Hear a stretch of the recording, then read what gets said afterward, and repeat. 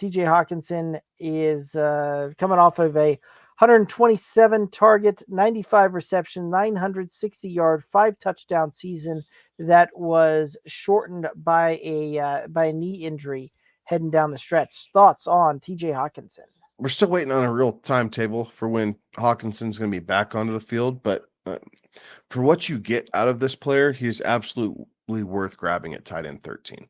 And the reason he is absolutely worth grabbing is you just don't have tight ends in this range who can be the clear number one for an entire game.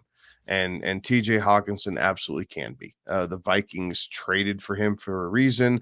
They absolutely scheme him into game plans. Yes, he's going to be a slow starter, but that's why he's going in tight end 2 range when you're drafting him.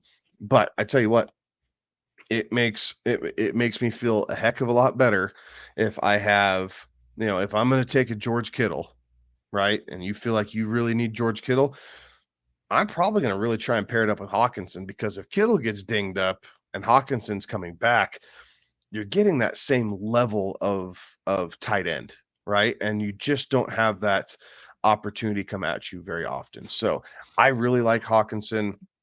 I think he's slowly starting to creep up draft boards as we continue to get it closer to the regular season.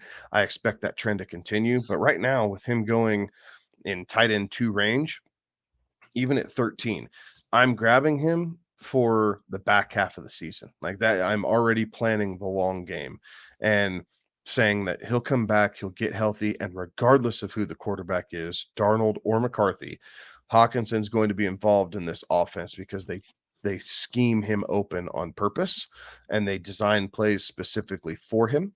And in this grouping of tight ends, you just don't have that as often as you do the true tier 1, even kind of that second tier of tight end. It's where Hawkinson belongs. He's just coming back from an injury. So grab him, stash him, right? Especially if you can throw him in an IR spot. You just stash him right away and you wait and you sit back for the back half of your season, and then you're able to ride Hawkinson into the playoffs. Where he's coming off the board in an 11th round type of pick, yeah, there's a tremendous amount of value with that one, right? Like there's not many guys that you can pick up in the 11th round that can be a game changer for you down the stretch in the back half of your fantasy season there and towards the fantasy playoffs.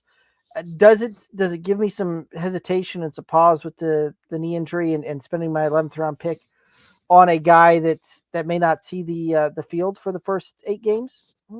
Maybe a little bit, but not enough that I'm going to actively shy away from that one.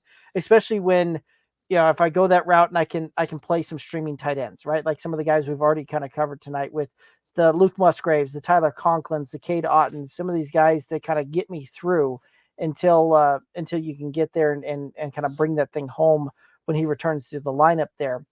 Because you're right, like if TJ Hockenson was healthy entering the season, you're talking easily top 3, top 4 tight end off the board, right? Like that kind of range is what the outcome can be with that one. So I, I like it and I like the value.